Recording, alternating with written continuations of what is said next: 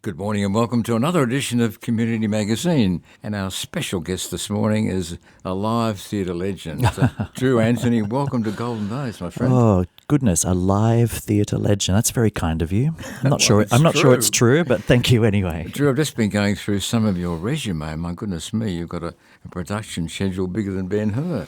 Yes. Well, I've had a very fortunate career. You know, I started my career here in Melbourne. Okay. As a matter of fact, at the age of 15, I was in the cast of the very last of the J.C. Williamson's productions, which was the production Me and My Girl. Okay. Which in 1984, which was the year I did it, was the biggest musical in London. And they brought it to Australia, and I was very fortunate to be cast in that as my first musical. Oh, that's one of my favourite musicals. Oh, actually, I love with that. Lambeth Walk and all those. It's due a revival. Yeah, absolutely.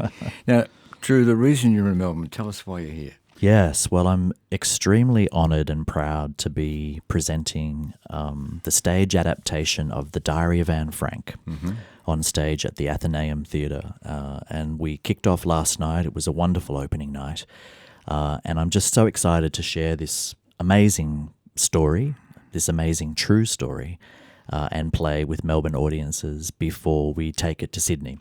So this is a production that started last year in Perth. And it was the first play I had done for quite a while, because I usually do musicals. And some of your audience may have seen my recent production of Saturday Night Fever, Correct. Which was at the Athenaeum in January. But I had the opportunity to do a play in Perth. I chose The Diary of Anne Frank because it's a play that I had seen several times in my younger life and had always wanted to direct and produce.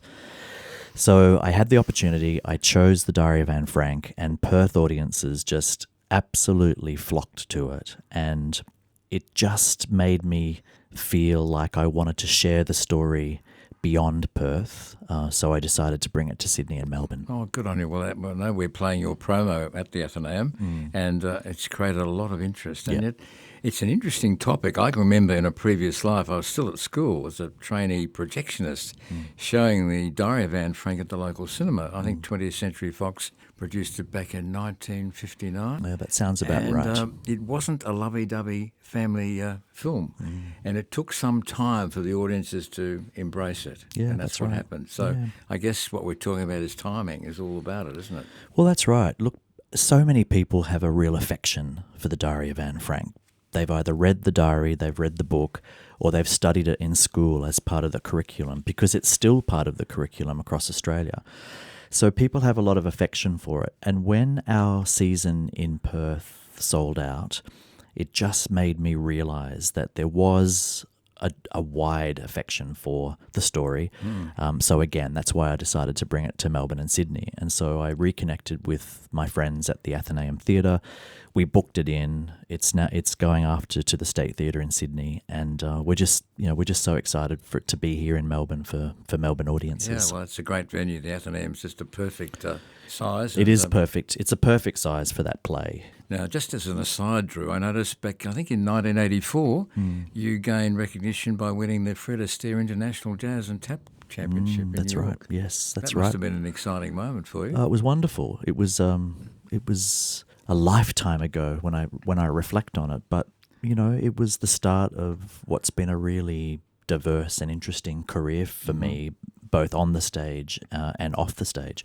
But that was marvelous. I remember arriving in New York City. I was 15 years old, and the competition was held in the ballroom at the Waldorf Astoria, where so many of those old films used to be shot. Some of those Fred Astaire films were shot in the ballroom there. Yeah. And it was a marvellous competition, and I was very lucky to win it. Fred Astaire is one of our most listened to artists on Golden Days. I'm sure. He just sings the perennial favourites, obviously. Yeah, all those standards. Forever. I know, and it's amazing. The Gershwins wrote for him. Cole Porter wrote for him. They all wrote songs specifically for Fred Astaire, and he wasn't what we would now refer to as being a classic singer. But gee, he could sing a song and put over a song, couldn't he? And the 10 films that he made for RKO were just magical. Yeah. And, way ahead of their time. Yeah, absolutely. So again, I still look back on those even timeless, now. aren't Yeah, they? absolutely. Well, Drew, let's terrific to know that you've brought this production to Melbourne, and I can't wait to come and see it myself. And after Melbourne, it goes to Sydney? Yeah, that's correct. And I've been very fortunate to be able to bring the West Australian cast with me. The play in Perth ended up winning a bunch of awards over there, including Best Play and Best Direction of a Play. And our lead actress, Chloe Jean Vincent, who's remarkable as Anne Frank, she won Best Performer, and the woman who plays her mother, Edith Frank, is a wonderful actress by the name of Holly Easterbrook, and she also won for Best Supporting Actor. So we're able to, promote the show as an award-winning show because it is, and again, so excited to be sharing it with Melbourne and Sydney audiences. Yeah. Drew, I've got to ask you a dumb question. Go on. Of all the musicals that you produced, is there a favourite or a couple of favourites? Do you know, I had a very long association with the musical Hot Shoe Shuffle. People will remember David Atkins and Rhonda Birchmore, and back in the day I was one of the 7 Tap brothers, and that's a real favourite. I toured that show with David and Rhonda for a great number of years as a performer, so that's definitely a favourite, and it was a crowd favourite. People loved that show. They loved the story and they loved the comedy, the interplay between David and Rhonda, and of course the amazing skill of the amazing tap dancing skill of the Tap brothers. It was exhausting just watching the show. Well, I can tell you, if it was exhausting watching it, imagine what it was like doing it. But it was a thrill, and it was one of those shows where you just wanted to give and give and give as a performer because the audience just loved it so much. Okay. So I would say that's a favourite.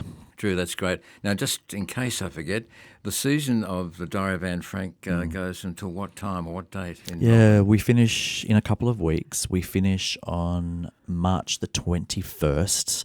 So your listeners have 2 weeks to jump in and buy their tickets and come and see the show. And tickets are through? Yeah, through Ticketmaster. Ticketmaster? Yep, wonderful partners, Ticketmaster. And it's on at the Athenaeum Theatre, as I've said, in Collins Street.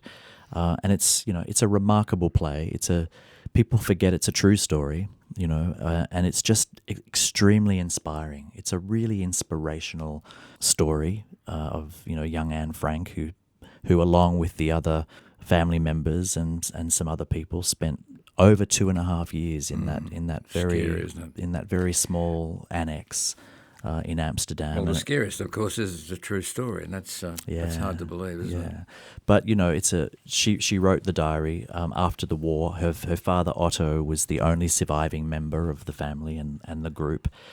And when he returned to Amsterdam, the people who had sustained them, the employees downstairs in the warehouse who had brought them food and provisions, had found Anne's diary after the arrest and after they'd been taken to their concentration camps and their ultimate demise. And so were able to return the diary to Otto, the father, after the war. And of course, much of what was contained in the diary was new to him. He hadn't had the privilege of reading the diary as Anne was writing it, so it was a real journey of discovery for him in reacquainting with the diary. And then, of course, he published it, and it was turned into a play and a film.